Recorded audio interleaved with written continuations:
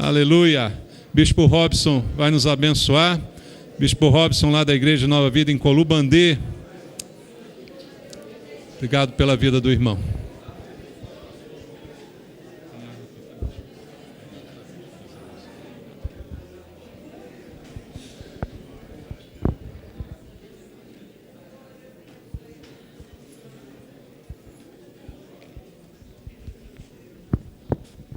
Boa noite, amados. Já que você está de pé, para facilitar, abra comigo a sua Bíblia na primeira epístola de Pedro. Primeira epístola de Pedro, aliás, segunda epístola de Pedro. Segunda epístola de Pedro. Segunda epístola do apóstolo Pedro, capítulo 2. Versículo 1. 2 Pedro 2, 1. Assim como no meio do povo surgiram falsos profetas, assim também haverá entre vós falsos mestres, os quais introduzirão dissimuladamente heresias destruidoras, até o ponto de renegarem o soberano Senhor que os resgatou, trazendo sobre si mesmos repentina destruição. E muitos seguirão as suas práticas libertinas, e por causa deles será infamado o caminho da verdade. Também, movidos por avareza, farão comércio de vós, com palavras fictícias. Para eles o juízo lavrado a longo tempo não tarda, e a sua destruição não dorme. Ora, se Deus não poupou anjos quando pecaram, antes precipitando-os no inferno, os entregou a abismos de trevas, reservando-os para juízo, e não poupou o mundo antigo, mas preservou Noé, pregador da justiça, e mais 7 pessoas, quando fez vir o dilúvio sobre o mundo de ímpios, e reduzindo a cinzas as cidades de Sodoma e Gomorra, condenou-as à ruína completamente, tendo-as posto como exemplo a quantos venham a viver impiamente. Até aqui, Senhor nosso Deus, que a Tua palavra nessa noite nos conduza. Nós vamos ler outros textos, mas também te agradecemos por essa palavra, Pai, de abertura, que, ó Deus, nós vamos desenvolver nessa noite, para que nós, como diz a Tua palavra em Isaías, possamos arrazoar na Tua palavra, usar a nossa razão e entender o Teu propósito para as nossas vidas. Pai querido, que esta igreja aqui, ó Deus, em São Cristóvão, que essa igreja local seja uma bênção neste lugar, e cada vida que entrar aqui encontre a palavra de Deus, encontre, ó Deus, um lugar onde vai congregar com a família de Deus e ser restaurado pela Tua palavra. É o que nós te pedimos em nome de Jesus, e o povo de Deus diga amém. Você pode tomar o seu lugar?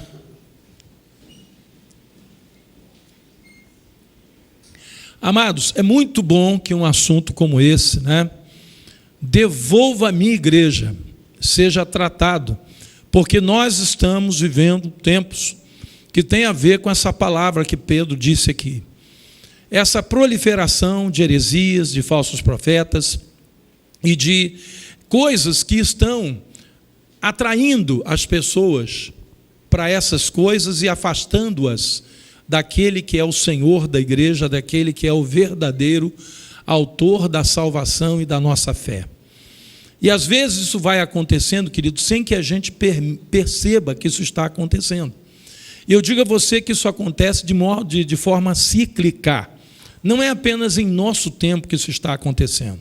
Mas se você for para a palavra de Deus, buscar conhecer o que aconteceu com o povo de Israel viveu fases da sua história, onde aquele povo se afastou completamente de Deus, onde eles foram, poderíamos assim usar a palavra, abduzidos pelas circunstâncias, que os afastaram da presença de Deus e andaram por caminhos completamente tortos e contrários àquilo que Deus queria para as suas vidas.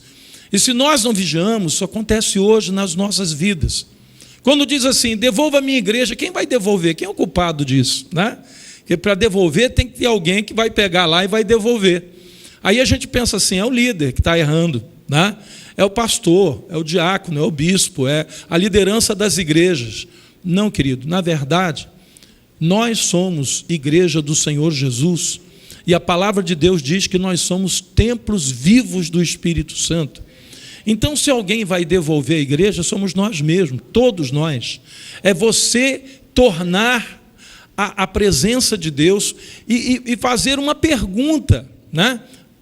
Eu acho interessante quando Davi, escrevendo os seus salmos, ele faz uma pergunta para Deus: Senhor, vê se há em mim algum caminho mau e guia-me pelo caminho eterno. O que Davi estava querendo com isso? Ele estava querendo que Deus arguísse o seu coração. Ele estava querendo que Deus falasse com ele se ele estivesse se extraviando da presença de Deus. Por quê? Porque isso já havia acontecido na vida de Davi. Houve um momento na história de Davi, na vida desse grande homem de Deus, que ele se afastou da presença do Deus vivo. E ele começou a fazer coisas das quais mais tarde ele veio se arrepender profundamente. Louvado seja Deus que ele encontrou esse tempo e esse lugar para arrependimento e restaurou a sua comunhão com Deus e não terminou os seus dias daquela forma como ele estava, afastado de Deus. Mas quantas pessoas hoje estão se afastando de Deus, estão saindo fora do propósito de Deus para a sua noiva, que é a igreja de Cristo, e não estão percebendo que isso está acontecendo. Sempre, queridos, que o interesse financeiro e o desejo pelo poder entra em ação e se antecipa à vontade de Deus, entra em cena coisas como mentira, corrupção, vaidade, aquela coisa do ser humano começar a querer, né, aquilo que Deus não quer para a vida dele. E isso hoje, queridos, tem acontecido na vida de muita gente. Por isso existem os falsos profetas, os falsos mestres, né? Às vezes você pergunta assim para você mesmo, né? Quando você vê alguém falando de maneira herética, né? E falando em nome de Deus, mas falando um monte de heresias, de absurdos em relação à palavra de Deus, aí você fica pensando: meu Deus, como que alguém vai dar crédito a uma palavra tão absurda dessa? Que a gente facilmente, qualquer um com um pouquinho de conhecimento bíblico, né, ele consegue logo perceber que aquilo ali não é a palavra de Deus que está sendo pregada. Aí você às vezes vê na frente desse pregador milhares de pessoas. Meu Deus, essas pessoas estão cegas? De certa forma, sim. O interesse financeiro, o interesse por alguma coisa material, o poder humano, envolvendo aí o orgulho, a vaidade, são as coisas que fazem com que aquelas pessoas tenham o seu coração aberto para esse tipo de heresia, que você diz assim: não, eu não consigo conceber como alguém não consegue enxergar aquilo que está sendo falado, né? A matéria-prima, querida, do ministério do falso profeta, né, é a falsidade, é a mentira, é a corrupção. E aqui o texto está dizendo: movidos por avareza, ou seja, desejo de coisas materiais, né? Não é só o recurso financeiro, né? Mas muitas vezes benefícios materiais. Farão comércio de vós com palavras fictícias. Amados, nós vivemos no Brasil, né? E nós temos aqui um sistema acontecendo no nosso país, onde pessoas estão sendo escravizadas porque estão recebendo algum benefício financeiro, onde pessoas estão sendo enganadas porque estão recebendo algum tipo de benefício financeiro. E isso acontece, queridos, por quê? Porque há pessoas cujo coração se contaminou a respeito dessas ofertas, né? A igreja do Senhor Jesus está sendo abduzida, tirada, removida, afastada das mãos do Senhor, e muitas vezes há pessoas que não estão vendo isso. A boa, né, nova que alimenta a nossa esperança, tem uma boa nova, é que no meio de uma situação onde pessoas estão se pervertendo, onde pessoas estão enfraquecendo na fé, aliás, diga-se de passagem, né? Nós vivemos um período de muito enfraquecimento na fé, muita gente abandonando a fé, muita gente apostatando da fé por obedecer a ensinos de demônios. Nós vivemos esse período agora, né?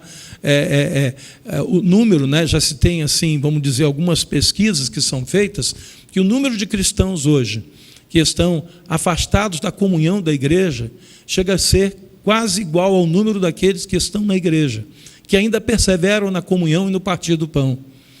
E isso a gente sabe por quê? Porque esse é um período também de esfriamento na fé.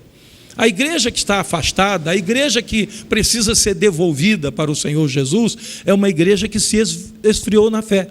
Quando você vê o apóstolo Paulo dizendo assim: combati o bom combate, completei a carreira e... A gente acha que não é importante guardar a fé, né? O importante é combater o bom combate. O importante é completar a carreira. Não, irmão, para completar a carreira e combater o bom combate, você só vai conseguir se você guardar a fé. Você só vai conseguir se você, apesar de tudo que está ao seu redor acontecendo na sociedade, no meio da sua família, às vezes dentro da sua própria igreja local, você vê umas coisas esquisitas acontecendo, né? Pessoas com comportamentos que você não entende, você só vai conseguir combater o bom combate e completar a sua carreira se você guardar a sua fé. Nós percebemos, queridos, que a boa notícia é o seguinte, que em todo o tempo, quando havia uma igreja desviada, uma igreja afastada, uma igreja enfraquecida, existia também uma coisa que nós podemos chamar de remanescentes, tá? Nos dias de Noé, a palavra de Deus diz que o pecado havia tomado conta, né, do ser humano de uma maneira assim, que Deus disse, não tem mais jeito, tem que destruir essa geração.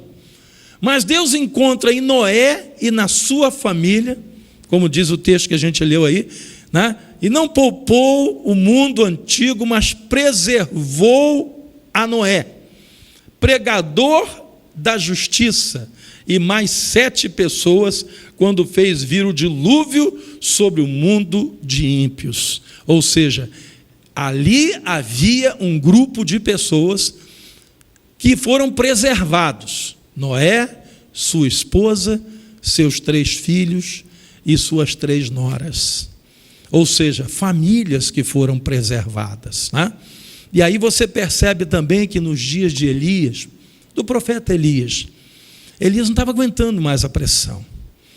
Elias foi para o deserto, caminhou um dia inteiro, deserto adentro, e disse, Senhor, eu não quero mais viver nessa terra. Eu não estou aguentando a pressão. Estão me perseguindo para me matar. Jezabel tinha dito que ia matar Elias. E mataram todos os profetas à espada, só restei eu. E Deus teve que dizer para Elias, não, Elias, você não sabe, porque ainda não tem internet para que as pessoas se comuniquem, mas tem 7.000 que ainda não dobraram os seus joelhos diante de Baal. Irmãos, na nossa sociedade, aqui no Brasil, do jeito que a gente está, né? Nós somos, em alguma coisa, a gente é primeiro lugar no ranking mundial. Nós somos o primeiro lugar em corrupção no mundo. Esse é um título que a gente não queria ter, né? Mas uma coisa eu digo, nessa terra desolada pela corrupção, tem um povo que Deus separou para ele.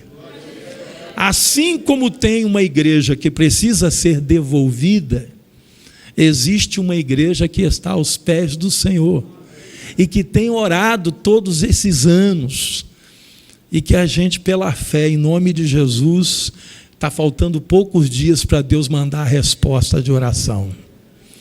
Eu creio em mudanças, irmãos. Eu creio em milagres. Se algumas nações do mundo se voltaram para Deus, e isso representou um milagre na vida dessas nações, por que não pode acontecer conosco?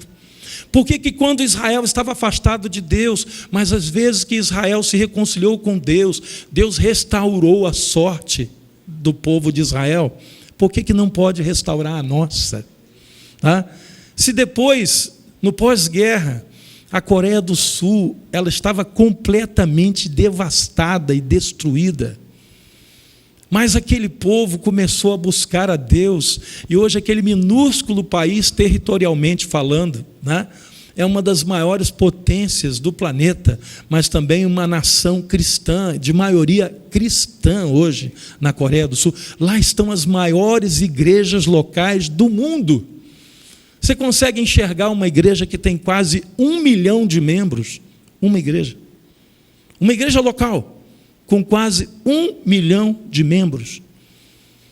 Igreja evangélica, igreja central do Evangelho Pleno, na Coreia. Quase 1 milhão de membros. A maior igreja batista do mundo está lá. A maior igreja presbiteriana do mundo está lá.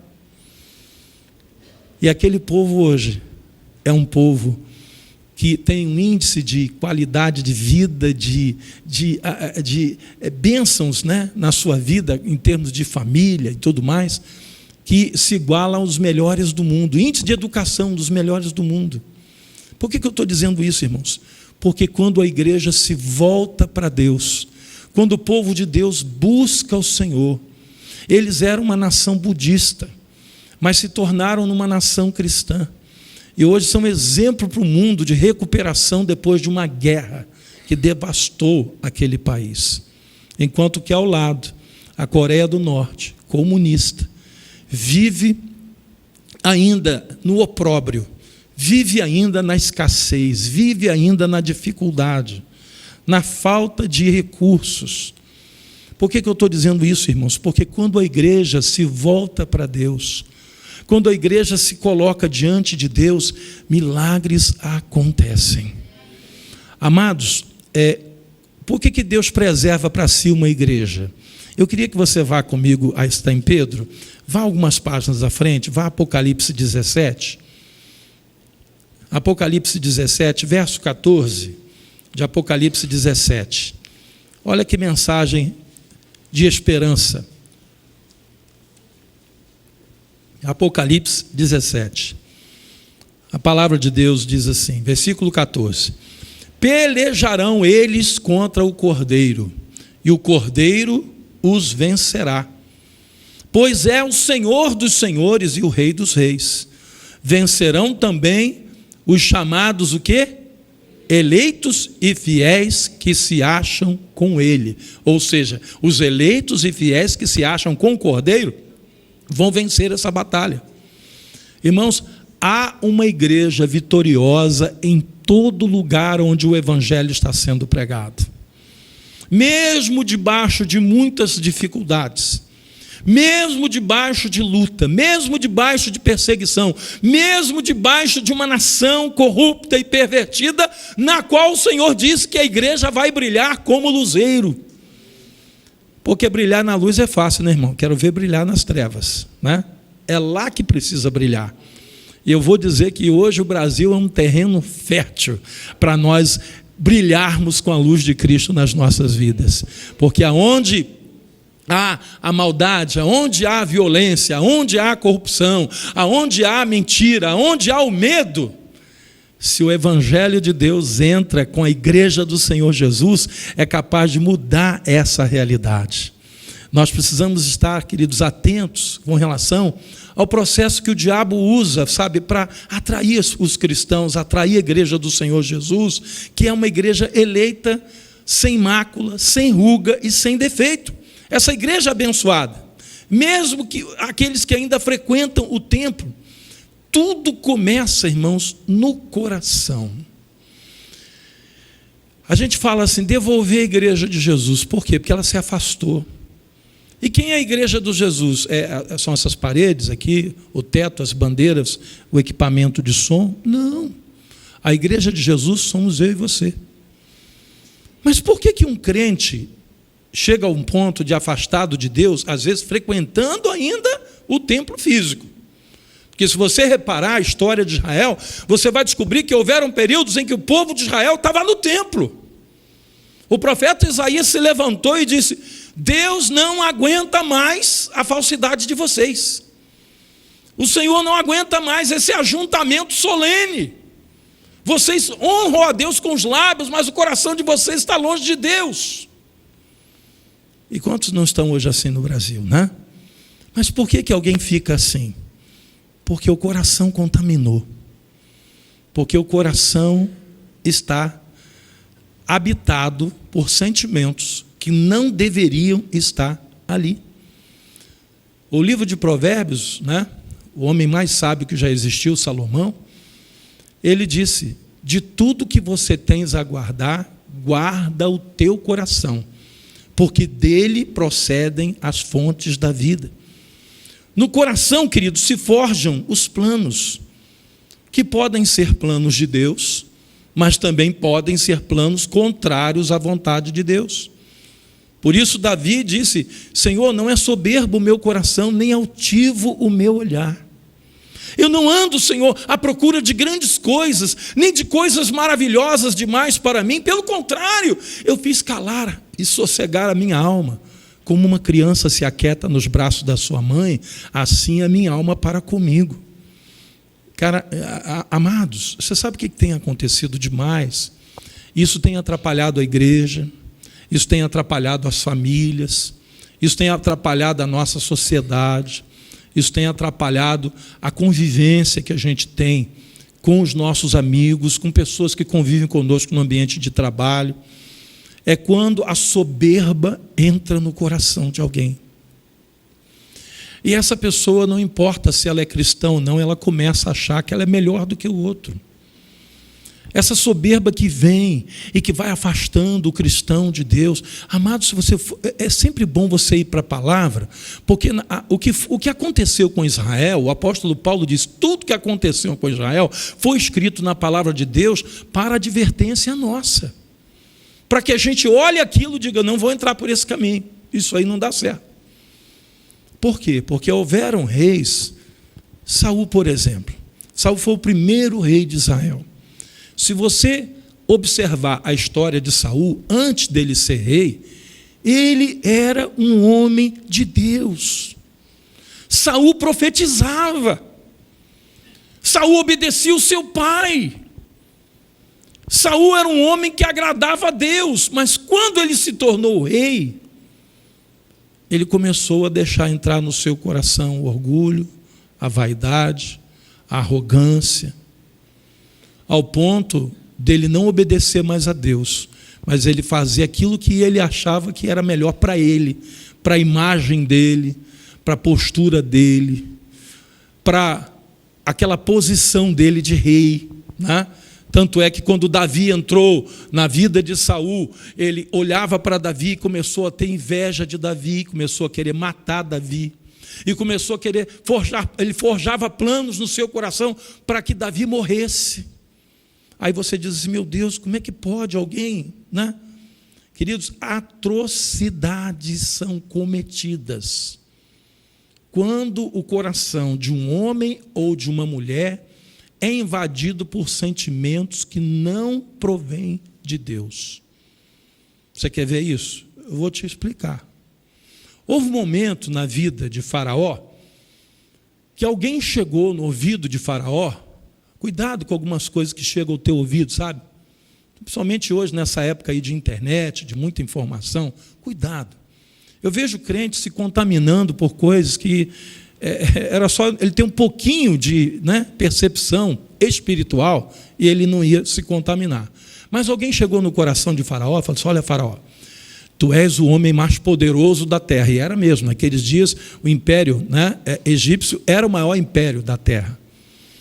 E aí alguém disse para ele: olha, mas tem um problema, tem um povo aqui que está dentro da tua terra, que é esse povo hebreu, que são os descendentes de José, porque José já era morto, né, nessa situação, os seus pais e os seus irmãos eram mortos, né, já haviam gerações e gerações, né, que passaram, daquele primeiro faraó que acolheu José e o colocou como o segundo dele em todo o Egito. E aí o que acontece? Alguém foi lá e disse: olha, você tem que dar um jeito de não deixar esse povo continuar se multiplicando, porque eles vão ficar mais poderosos do que você. Olha como é que o diabo trabalha no coração de alguém. E aí a ideia veio: já sei, eu vou procurar as parteiras e vou pedir para elas, vou ordenar a elas que quando nascerem os meninos de Israel, que ela mate os meninos no nascimento, porque assim o povo vai começar a definhar. Eles não terão poder de guerra, porque meninos crescem e viram homens, e viram soldados. Então, tem um jeito de a gente impedir isso, é matar os meninos quando eles nascem. Aí você pensa assim, meu Deus, como é que um ser humano deixa entrar na mente dele um desejo maligno tão grande, ao ponto de assassinar bebês? Graças a Deus, as parteiras não cumpriram, né, a ordem que foi dada por Faraó, né? Elas não cumpriram por intervenção divina, porque essas mulheres iam matar as crianças. Aí você pensa assim, meu Deus, o que o homem é capaz de fazer quando um sentimento de posse, de poder, domina o seu coração? Agora você entende? De tudo que tens a guardar, guarda o teu coração. Aí você vai dizer, graças a Deus, eu não tenho um sentimento desse, né, no coração de matar crianças. Nos dias de Jesus, alguém foi lá no ouvido de Herodes, né? Olha, tem um Messias que nasceu, ele vai ser o rei dos judeus, né? E nós viemos adorá-lo. Quer dizer, eles estavam contando como uma notícia boa, né? Os magos estavam contando como uma notícia boa, mas Herodes estava ouvindo como uma ameaça. Que história é essa? Rei aqui sou eu. Que rei dos judeus? Olha, vocês quando acharem o menino, vocês vêm aqui, voltem aqui, me digam onde é que está, porque eu também quero ir adorá-lo. Irmão, mentira política já existia naquela época, né? Adorá-lo nada, queria matar o menino. Mas, divinamente instruídos, eles não voltaram de novo lá, né, a Herodes, para dizer onde o menino estava.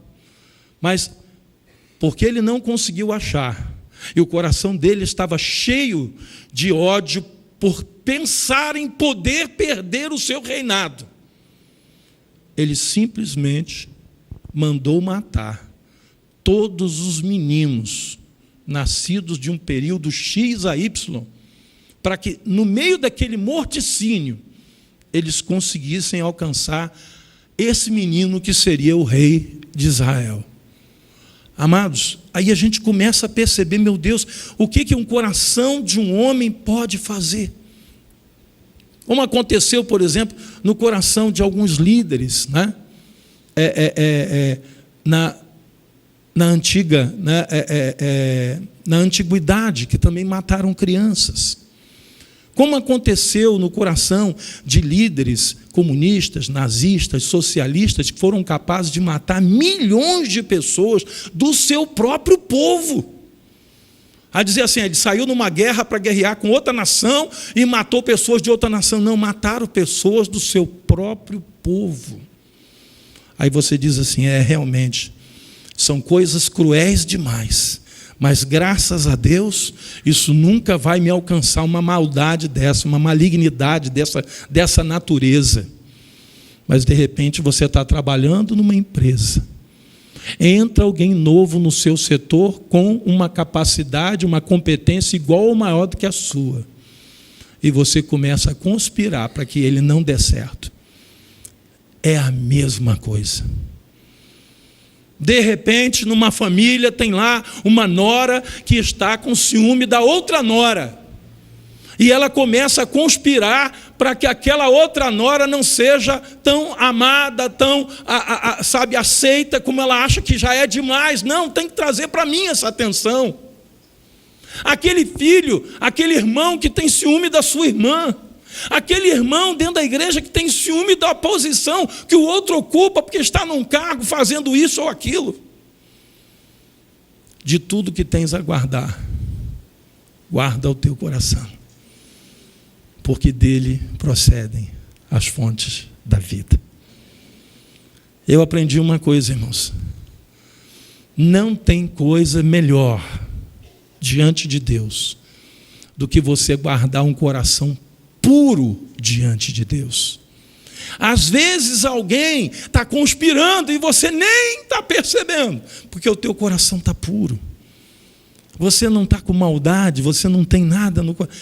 Você pode estar certo de uma coisa: esse que está com o coração malicioso, ele já não é mais igreja do Senhor Jesus. Ele é joio no meio do trigo. Mas aquele que guarda o coração puro, continua sendo igreja, até quando ele é agredido, até quando ele é traído, até quando ele é caluniado, até quando ele é maltratado. Se você vem passando por dias assim, talvez você pergunte: Deus, o que eu fiz para essa pessoa? Eu não tenho nada no meu coração contra essa pessoa. Muito pelo contrário, eu oro a Deus para que Deus abençoe, para que o Senhor, guarde. Você não vê na vida de Davi nenhuma maldade contra Saul. Muito pelo contrário, quando ele saía para aquelas batalhas e ele voltava com a vitória, ele voltava alegre com Deus e alegre pelo seu rei, para honrar o seu rei. Mas Saul, com o coração contaminado, ele pensava de uma outra maneira. E às vezes o coração está contaminado contra a esposa. O coração está contaminado contra o marido. O coração está contaminado em relação aos pais. Amados, a igreja que vai ser devolvida para o Senhor é a igreja que reconhecer que precisa de mudança. A igreja que vai ser devolvida para Deus é a igreja que cai em si e faz como Davi fez, quando ele viu qual era o seu estado, quando ele reconheceu o seu pecado, quando ele aceitou a palavra que ele recebeu do profeta Natã, diferentemente de Saul, que foi alertado pelo profeta Samuel, mas ele não quis ouvir, ele endureceu o seu coração, ele estava preocupado com a sua posição, com o seu cargo. Mas Davi não, Davi ele baixou a cabeça e disse: Senhor, eu reconheço que eu pequei diante de ti, e tu serás tido por justo em tudo que quiser fazer comigo. Ele podia ter mandado os seus soldados prender o profeta Natã, ele tinha autoridade para isso, ele era rei. Mas, no entanto, ele curvou a sua cabeça e Deus o restaurou.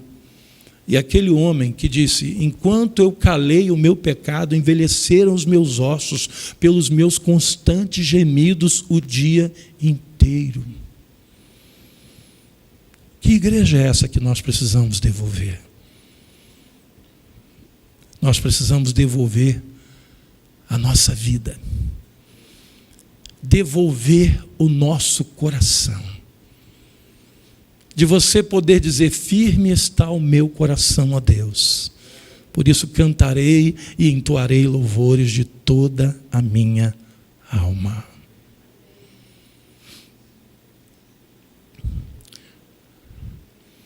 Existe um fenômeno que está acontecendo no Brasil hoje, que está assustando todos os comentaristas e aqueles que fizeram, projetos e planos e prognósticos, a respeito de política. Gente que sempre se considerou o bambambam do assunto. Não, de política eu me entendo. E aí fez os seus prognósticos. Alguns dias atrás perguntaram a um jornalista da Globo, qual é a palavra que você tem assim a respeito de tudo isso que está acontecendo no meio político brasileiro? Ele disse: esse é o momento do quebrei a cara. Está todo mundo quebrando a cara. Nós, jornalistas, quebramos a cara, os comentaristas políticos quebraram a cara, os historiadores quebraram a cara, todo mundo quebrou a cara. Os políticos quebraram a cara. Porque está acontecendo um negócio inesperado, um negócio que nunca aconteceu. Um homem que veio lá de baixo, ele mesmo diz, do baixo clero, daqueles que não decidiam nada, daqueles que não conseguiam aprovar nem leis, porque os poderosos estavam lá em cima, fazendo suas leis. Mas esse homem disse: Se for da vontade de Deus, eu vou chegar lá. Mas se não for, não chegarei. Se tiver que mentir, não mentirei. Vou perder porque não menti. Mas uma frase me chamou a atenção. E ele já falou essa frase algumas vezes. Não tenho obsessão pelo poder. Não tenho. Se for da vontade de Deus, no dia 1º de janeiro estarei sentado na cadeira presidencial. Se não for da vontade de Deus, estarei na praia, sentado numa cadeira, tomando água de coco. Mas o senhor entende que se o senhor não mentir, o senhor não vai conseguir ganhar, porque todos os políticos mentem. Mas eu não vou mentir. E aí você começa a perceber que tem alguma coisa acontecendo nesse país, diferente de tudo que já aconteceu até hoje. Irmãos, quando foi na história do Brasil que alguém pagou pela camisa de um político? Camisa de político é um negócio que a gente ganha e não usa, bota para dormir. É ou não é? Sempre foi assim. Quando que alguém comprou um adesivo de um político para botar no carro? Quando? Comprou, me dá aí, eu quero comprar um. Não, o político dá e você joga no banco do carro, deixa cair lá no piso, esquece.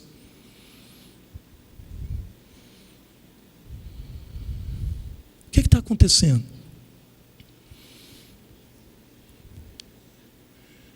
Se o homem tiver um coração desprendido, se um cristão tem um coração limpo, desprendido, ele está na igreja, na casa do Senhor, servindo a Deus, não para aparecer, não para ocupar cargo, mas para ajudar.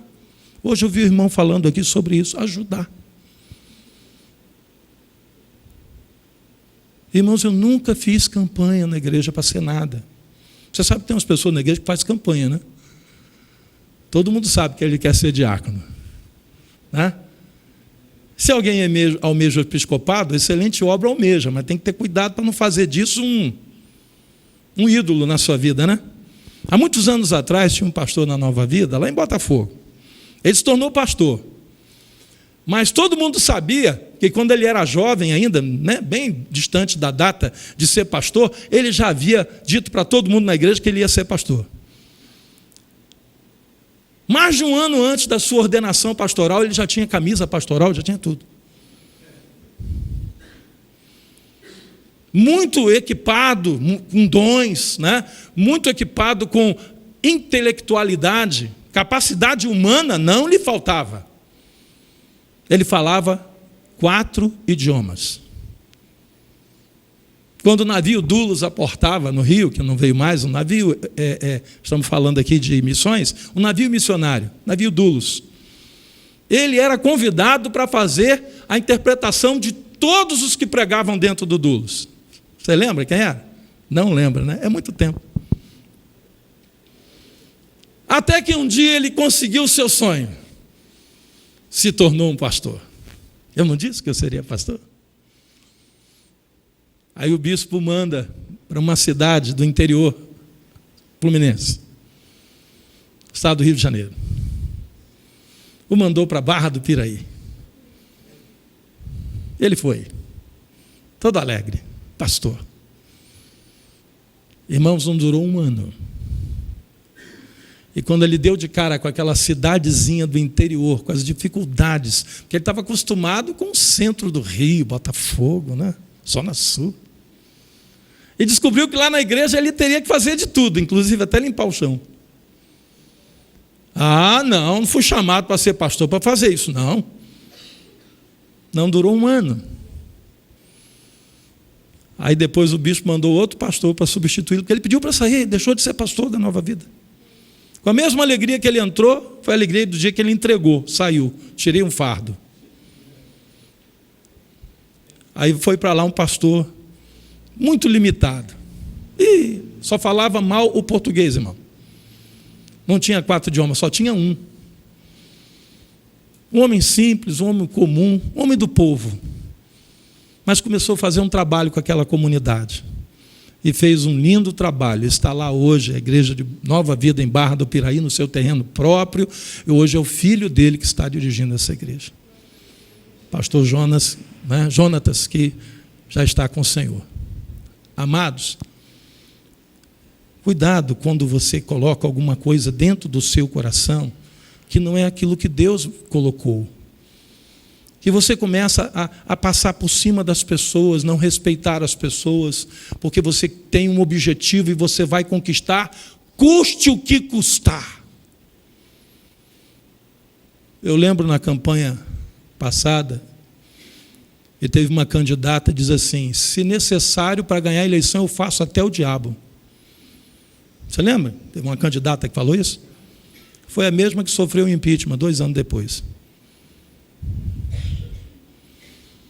Eu me lembro, porque a gente tem um pouquinho mais de idade, os irmãos aqui mais jovens não lembram, quando o Brasil passava por aquele momento de transição entre o período, né, militar e quando veio as diretas, houve um período de transição que foi com o Tancredo Neves. O Tancredo Neves foi eleito pelo Congresso. E eu lembro de uma frase que ele falou, mesmo sendo um católico, se dizia católico, ele disse a seguinte frase: se eu tiver o apoio do PMDB, porque o PMDB era o maior partido naquele dia, naquela época, se eu tiver o apoio do PMDB, eu não preciso nem da ajuda de Deus para ser presidente. Ele teve o apoio do PMDB, ele se tornou presidente, mas na noite anterior à posse, ele foi internado por algo misterioso que a gente não sabe até hoje, morreu.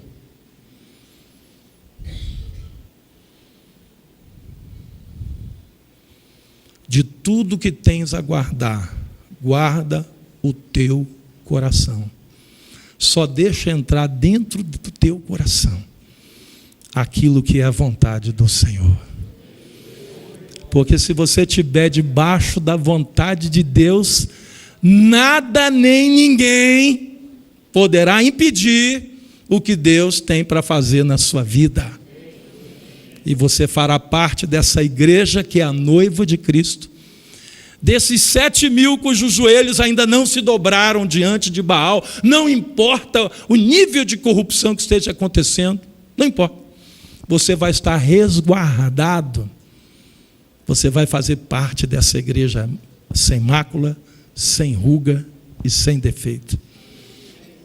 Que o Senhor Jesus virá para buscar um dia. Nós precisamos, queridos, guardar o nosso coração desses sentimentos. Sentimentos opostos à vontade de Deus. Sentimentos de ódio, de revanchismo. Fulano me paga. Ele está levando agora a melhor. Irmãos, eu tenho... Não sei se... Eu tenho uns troços que não dá para entender, né? Quem aqui já ouviu um hino na rádio, assim, alguns hinos, né? Que eu chamo de hino de revanchismo, né?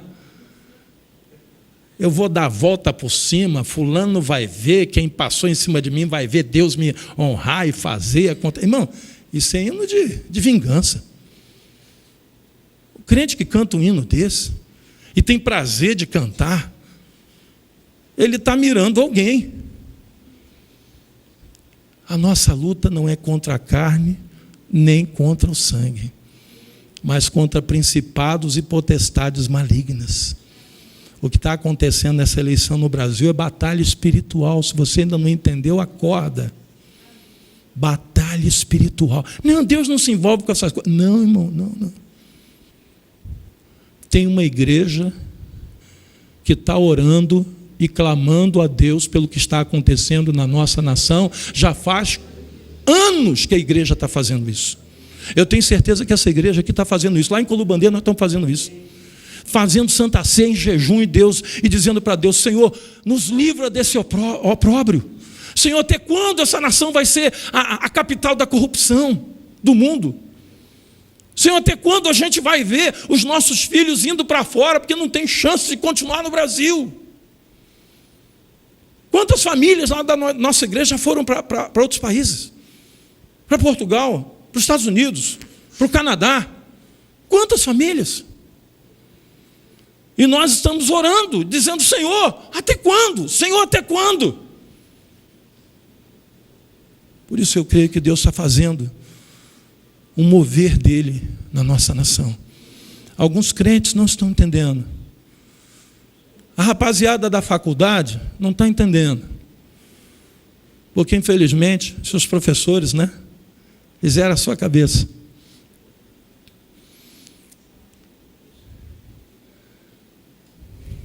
Eu estou disposto, eu falei lá na igreja, eu estou disposto a conversar com vocês, jovens. Venham conversar comigo e a gente vai falar sobre história, sobre humanidade, sobre Bíblia, sobre vontade de Deus e sobre plano das trevas.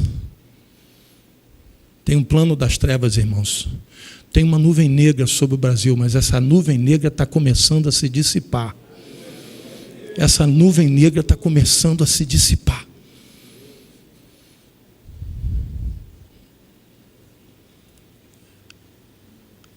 Os meninos de hoje, adotados muitas vezes intelectualmente por alguns professores,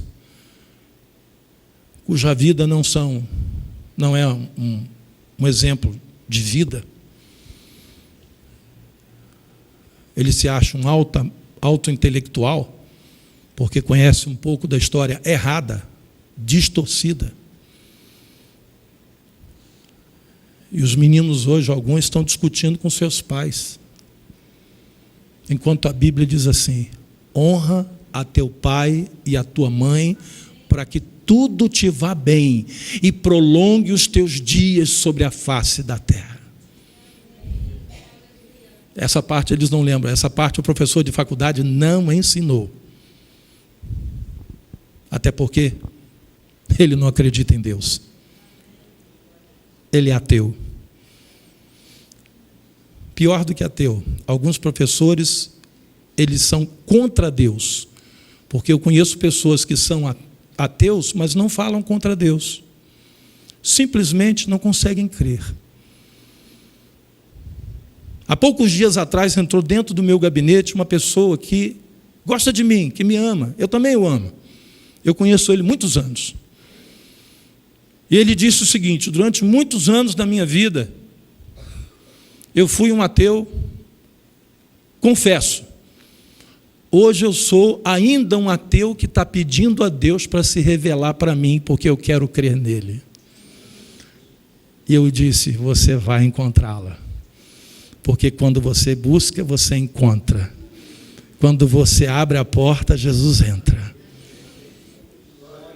Mas eu vejo pessoas que respiram ameaças contra Deus e estão fazendo a cabeça dos nossos jovens, cujo coração foi conquistado por esses falsos mestres, por esses falsos profetas, mas que ainda não podem perceber que um dia todo joelho terá que se dobrar e toda a língua desses países todos terá que confessar que Jesus Cristo é o Senhor. Não terá jeito. Não, mas não tem jeito. Tudo vai ter que se curvar. Mas o momento de Deus agora é: permaneçam firmes. Cuidado com o coração de vocês. Esse dia eu estava falando lá na igreja, irmão brigando com o irmão por causa de política. Ô, irmão, o que é mais importante, a política ou a presença de Deus na nossa vida?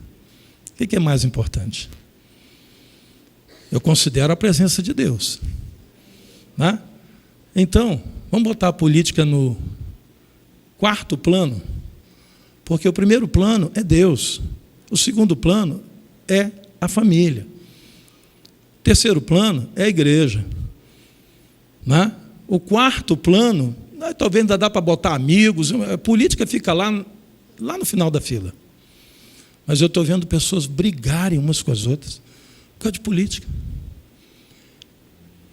Tem gente que desfez amizade no Facebook, saiu do grupo do Zap.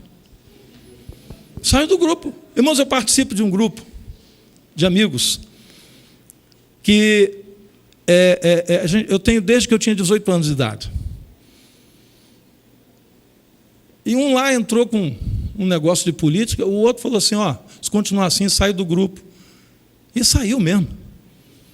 Se não fosse o que publicou publicamente no grupo, ter dito, por favor, me perdoe, eu errei, não devia ter feito isso, estou removendo o que eu publiquei, e removeu, aí o outro foi, tá, tudo bem, então já que você está fazendo assim, eu estou entendendo que você está realmente arrependido, então estou voltando para o grupo. Mas se outro colega nosso não fizesse isso, ele tinha ido embora do grupo. A gente se conhece desde que nós tínhamos 18 anos de idade, eu estou com 55. Por causa de política. Igreja do Senhor Jesus, tem uma coisinha dentro de você aí, que a Bíblia chama de o teu coração.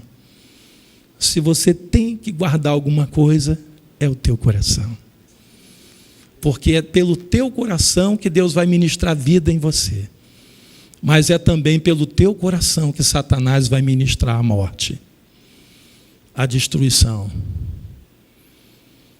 A destruição da tua amizade, do teu casamento, da convivência no corpo de Cristo. Satanás quer destruir isso. Você já percebeu que esses dias está acontecendo isso? Políticos que estão tentando jogar grupos um contra o outro. Um contra o outro. Ao ponto de se vestir com a camisa do outro, para se passar pelo outro, para fazer um negócio errado, para todo mundo acreditar que aquele grupo está pensando isso. Irmão, que troço doido esse. Eu nunca vi isso acontecer no Brasil. Coisas estranhas estão acontecendo, coisas que eu nunca vi acontecer no Brasil. Eu estou com 55 anos de idade. Povo de Deus, esse é um momento de batalha espiritual. Não entre nós, e nem com quem pensa diferente da gente, porque a nossa luta não é contra a carne e nem contra o sangue, mas contra principados e potestades que estão dominando a vida de algumas pessoas. E elas não percebem. E detalhe, vida de crente. Hein? Lá na nossa igreja tem uns crentes lá que eu digo, Senhor, eu estou quase fazendo um culto de libertação na igreja. Porque o negócio é meio endemoniado. Não consegue enxergar, é seu irmão que está aí, rapaz, seu irmão em Cristo. Você precisa amar esse irmão.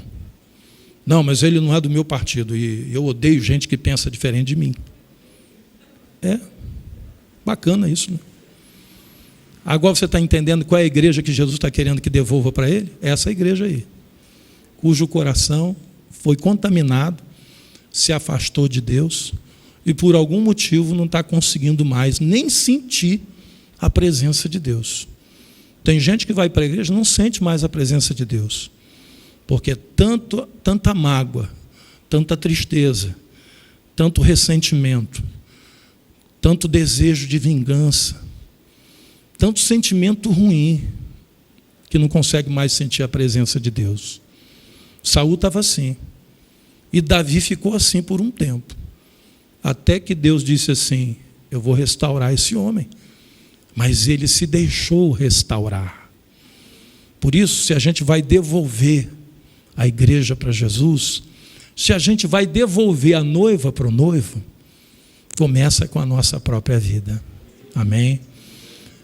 Quem aqui nos últimos dias passou por um problema que entristeceu profundamente o seu coração?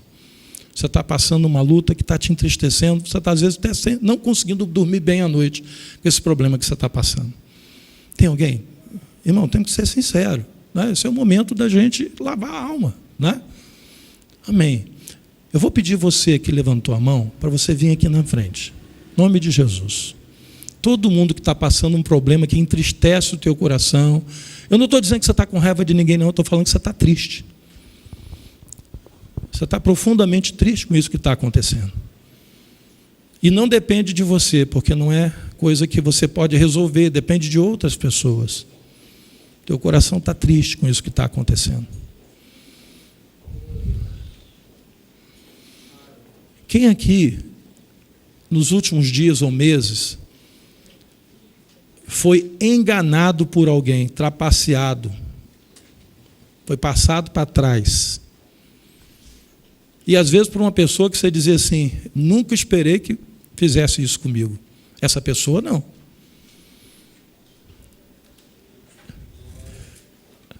E você está sofrendo por causa disso. E a pessoa às vezes nem aí, porque ela fez com você. Eu queria que você viesse aqui no altar. Porque nessa noite nós vamos devolver a igreja para Jesus. Sabe como é que a gente devolve? Pelo coração. Quando o teu coração parece ser roubado por esses sentimentos. Quando o teu coração parece ser sequestrado por esses sentimentos. Que você não quer, mas está lá, te fazendo mal.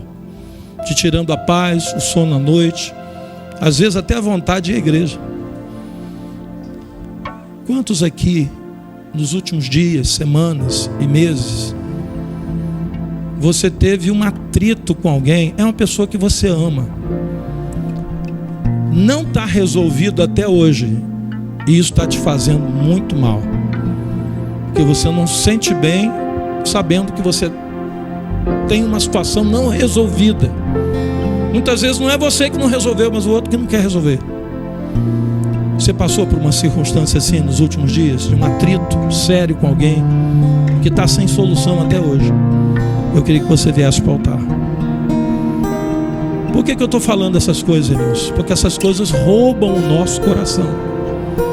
E essas coisas penetram em nós com uma violência que muitas vezes você fala, Senhor, não sei porquê, mas eu não consigo tirar isso de dentro de mim. Eu estou passando mal, Senhor. Quem aqui, nos últimos dias, semanas ou meses, você sofreu uma decepção com uma pessoa? Você diz assim, não, se eu botasse uma fila de pessoas que eu achava que iam falhar comigo nessa área, eu colocaria essa pessoa no último lugar da fila. Mas foi ela que me decepcionou. Talvez tenha sido alguém dentro da própria igreja que te decepcionou. Alguém da sua família. Alguém lá no seu ambiente de trabalho. Alguém que você diz, eu não estou entendendo a atitude dessa pessoa comigo. Decepção. Perda. Tristeza. Eu creio que Deus te trouxe aqui nessa noite para fazer uma limpeza no teu coração. Deus te trouxe aqui nessa noite para devolver você para Jesus, para devolver o teu coração que foi sequestrado por esses sentimentos, que foi invadido por esses sentimentos. Em nome do Senhor Jesus. Ele é o Deus que cura, Ele é o Deus que sara, Ele é o Deus que renova, Ele é o Deus que transforma, Ele é o Deus que faz daquele que não tem mais nenhuma força alguém capaz de vencer grandes batalhas. Ele renova as forças daquele que já não tem nenhum vigor, como diz a sua palavra. Talvez você entrou aqui nessa noite sentindo muita fraqueza. Fraqueza na fé, fraqueza na esperança, fraqueza no seu propósito de ser um cristão. Muitas vezes dizendo para Deus, Senhor, não vale a pena desse jeito, porque eu tenho tentado, Senhor, eu tenho tentado, mas as coisas não estão dando certo. O mundo está muito ruim para viver, Senhor. Elias disse isso, Senhor, não quero mais viver, toma a minha vida. Mas o Senhor que cura, o Senhor que restaura, o Senhor que renova, está aqui nessa noite. Quando você chorava, Deus viu as suas lágrimas e Ele ouviu o teu clamor. Ele preparou essa palavra para você nessa noite, dizendo, olha, não fique pensando que eu estou alheio ao que está acontecendo com você. Mas esse período de maturação que passa pelo deserto, que passa pelo vale, que passa pelas tempestades, é necessário na nossa vida.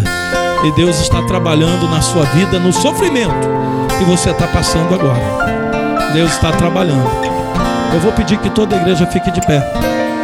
Você estenda a mão na direção dos irmãos que estão aqui na frente, intercessoriamente pela vida de cada um deles. São nossos irmãos, é a família de Deus que está aqui no altar. Por isso, Pai, nós te agradecemos, porque sabemos que eles são mais do que vencedores, e maior é aquele que está neles do que o sentimento que invadiu os seus corações. O apóstolo Paulo passou por isso. Sofrimentos iguais aos vossos estão se cumprindo em toda a vossa irmandade espalhada pela terra, disse Pedro. Por isso, Pai, guarda o coração desses teus servos e servas, desses teus filhos e filhas. Guarda o coração da noiva, da igreja do Senhor Jesus, para que ele esteja sempre nas mãos de Deus e sejam preparados para fazer a missão, dentro, fora da igreja, na vizinhança, aonde trabalham, onde forem. Se um dia mudar para outro país, que a missão continue lá, Senhor. A missão de ser luz, de ser sal da terra, a missão de ser um instrumento nas mãos do Senhor. Abençoe, ó Deus, estas vidas. Eu vejo nessa noite portas se abrindo, grilhões se quebrando, cadeias sendo arrebentadas, porque aonde o inimigo te colocou, através do teu coração, agora o Senhor está indo lá, está abrindo a cadeia, como abriu para Pedro, como abriu para Paulo, como abriu para Silas. O Senhor está abrindo as cadeias nessa noite, está colocando você em liberdade.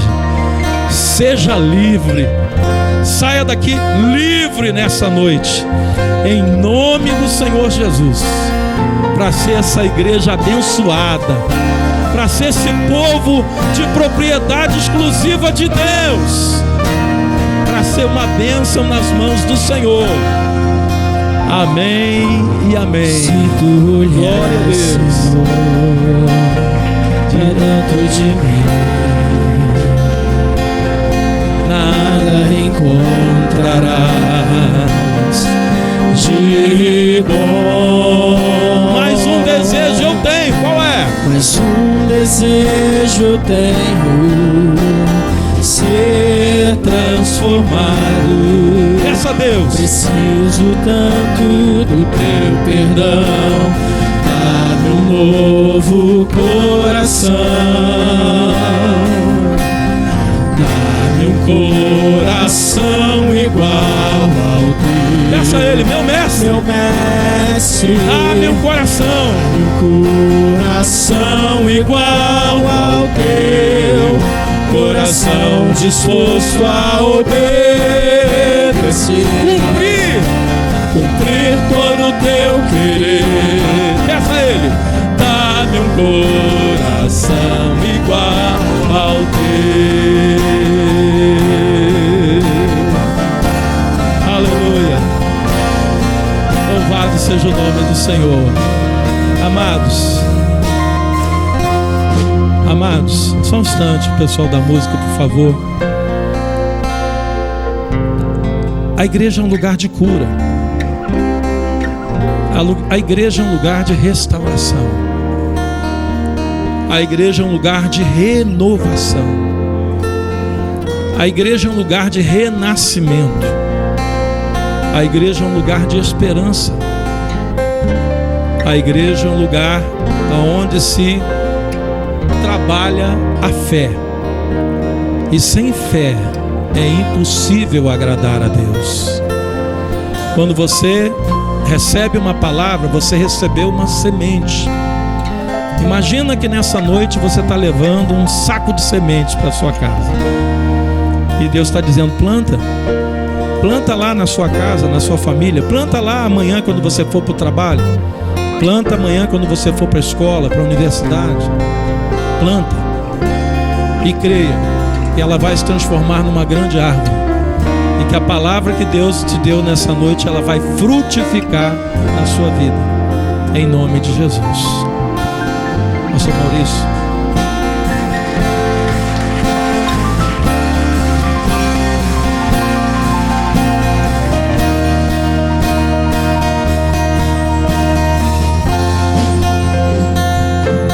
Se tu olhares, Senhor, pra dentro de mim, nada encontrarás de bom. Mas um desejo eu tenho de ser transformado. Preciso tanto do teu perdão. Dá-me um novo coração. Dá-me um coração igual ao teu, meu mestre. Dá-me um coração igual ao teu, coração disposto a obedecer, cumprir todo o teu querer. Dá-me um coração igual ao teu. Ensina-me a amar o meu irmão, a olhar com teus olhos, perdoar com teu perdão. Enche-me com teu Espírito, endireita os meus caminhos. Ó Deus, dá-me um novo coração. Enche-me com teu Espírito, endireita os meus caminhos. Ó Deus, dá-me um novo coração. Dá-me um coração igual ao teu, meu mestre. Dá-me um coração igual ao teu, coração disposto a obedecer, cumprir todo o teu querer. Dá-me um coração igual ao teu, disposto a obedecer, cumprir todo o teu querer. Dá-me um coração igual ao teu. Dá, Senhor, a cada um de nós. Louvamos o Senhor. Recebe o nosso culto, Pai. Glória a Deus.